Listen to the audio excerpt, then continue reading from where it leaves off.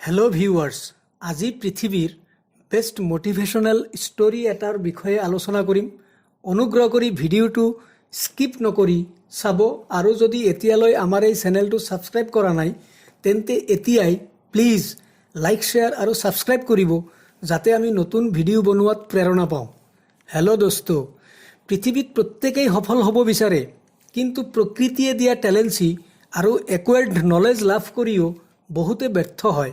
আজি মই ক'ব বিচাৰিছোঁ এনেকুৱা এজন ব্যক্তি যিজনৰ জীৱনত প্ৰত্যাহ্বান, বাধা, বিপৰীত পৰিস্থিতি আদি থকাৰ পিছতো ইচ্ছাশক্তি, মনোবল, একাগ্ৰতা, আত্মবিশ্বাস, বিশ্ব বিজয়ী হোৱাৰ সপোন ইমানেই মজবুত আছিল যে এদিন সেইটো বাস্তৱায়িত কৰি দেখুৱাইছিল।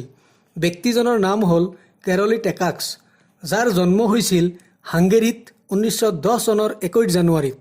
সৰুকালৰ পৰাই পিষ্টল শ্বুটিং কৰি ভাল পাইছিল আৰু শিক্ষা জীৱন সাং কৰি 1936 চনত হাংগেৰিয়ান আৰ্মিত জইন কৰিছিল আৰু তেতিয়ালৈ হাংগেৰিয়ান নেশ্যনেল চেম্পিয়নশ্বিপসমূহ জিকি বিভিন্ন এৱাৰ্ডো অৰ্জন কৰিছিল। কিন্তু তেওঁৰ আচল সপোন আছিল বিশ্ব বিজয়ী হোৱা, অৰ্থাৎ অলিম্পিক গেমছত গ'ল্ড মেডেল অৰ্জন কৰা। তেওঁৰ প্ৰতিভা সম্পৰ্কে দেশবাসী অৱগত হৈছিল আৰু প্ৰত্যেকজন দেশবাসীয়ে আশা কৰিছিল কেৰলীয়ে গ'ল্ড মেডেল অৰ্জন কৰি দেশৰ নাম উজ্জ্বল কৰিব। কিন্তু দুৰ্ভাগ্যবশতঃ 1936 চনৰ অলিম্পিকত কেৰলি টেকাক্সে পাৰ্টিচিপেট কৰিব নোৱাৰিলে, কাৰণ he was sergeant. Only commissioned officers were allowed to compete at that time in Hungary. জীৱনত প্ৰথম বাধাৰ সন্মুখীন হ'ল, কিন্তু সপোন জীয়াই ৰাখিলে আৰু ধৈৰ্য সহকাৰে আৰ্মিত থাকিও প্ৰেক্টিছ চলালে। সৌভাগ্যক্ৰমে বাৰ্লিন গেমছৰ পিছত ৰাস্তা খোল খালে আৰু 1940 চনৰ অলিম্পিকৰ বাবে দৃঢ় সংকল্পবদ্ধ হ'ল, ৱৰ্ল্ডৰ বেষ্ট শ্বুটাৰ হিচাপে নিজক প্ৰতিষ্ঠা কৰাৰ বাবে। কিন্তু হঠাৎ এদিন 1938 চনত আৰ্মি কেম্পত ট্ৰেইনিং কৰাৰ সময়ত হেণ্ড গ্ৰেনেড এটা তাৰ সোঁহাতত ব্লাষ্ট হয় আৰু হস্পিটেলাইজড হয় আৰু ডক্টৰৰ পৰামৰ্শ মতে হাতখন কাটিব লগা হয়। লগে লগে তেখেতৰ জীৱনলৈ ঘোৰ অন্ধকাৰ নামি আহে আৰু দ্বিতীয়বাৰ কেৰিয়াৰৰ আটাইতকৈ ডাঙৰ প্ৰত্যাহ্বানৰ সন্মুখীন হয়। কেৰলি তথা দেশবাসীৰ সপোন যেন চুৰমাৰ হৈ গ'ল। এমাহ হস্পিটেলত থাকি ঘৰ উভতাৰ পিছত তাৰ সন্মুখত ৰাস্তা আছিল দুটা। প্ৰথমটো হ'ল ভগৱান আৰু ভাগ্যক দোষাৰোপ কৰি ব্যৰ্থতাৰ পৰিচয় লৈ হতাশাৰে জীৱনৰ বাকী দিনবোৰ পাৰ কৰা, নাইবা দ্বিতীয়টো হ'ল যিটো নাই তাক লৈ চিন্তা কৰা এৰি যিটো আছে তাক লৈ চিন্তা কৰা, ফ'কাছ কৰা, বেষ্ট এফৰ্ট দিয়া আৰু পজিটিভ এটিটিউড লৈ সপোন জীয়াই ৰখা। ইংৰাজীত এষাৰ কথা আছে, strong minds discuss ideas, average minds discuss events, weak minds discuss people. Karoly আছিল ষ্ট্ৰং মাইণ্ড ছেটিং পাৰ্চনেলিটিৰ, যাৰ বাবে অৱশেষত সিদ্ধান্ত ল'লে মোৰ টাৰ্গেট ড্ৰিম ধ্বংস হ'ব নিদিওঁ, এট এনি কষ্ট উইনাৰ হ'বই লাগিব। সংঘৰ্ষ আৰম্ভ হ'ল। সপোন বাস্তৱায়িত কৰাৰ উদ্দেশ্যে সি গোপনে এবছৰকাল প্ৰেক্টিছ কৰিলে। সেইখন হাত লৈ যিখন হাতেৰে কোনোদিন লিখি পোৱা নাছিল, সেইখন দুৰ্বল হাত পৃথিৱীৰ বেষ্ট শক্তিশালী হেণ্ড তৈয়াৰ কৰিব বুলি।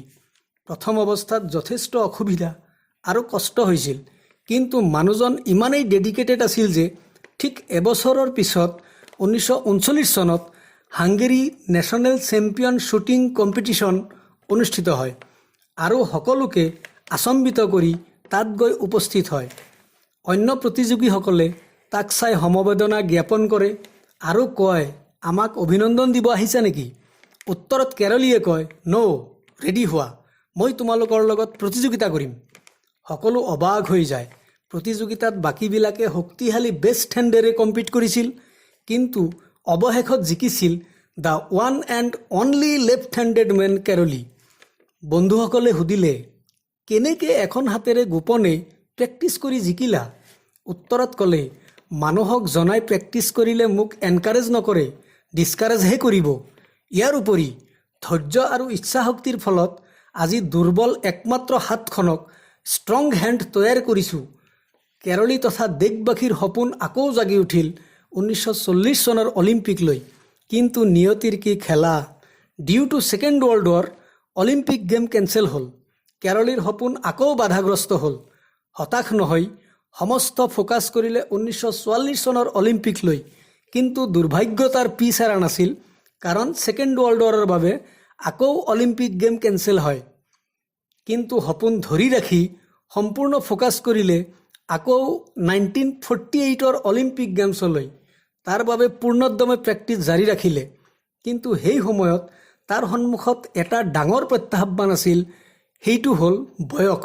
কাৰণ কেৰলীৰ বয়স তেতিয়া 38 বছৰ হৈছিল আৰু সেই সময়ত টেলেণ্ট আৰু য়ং এথলিটৰ লগত কম্পিটিশ্যন কৰিব লগা হৈছিল।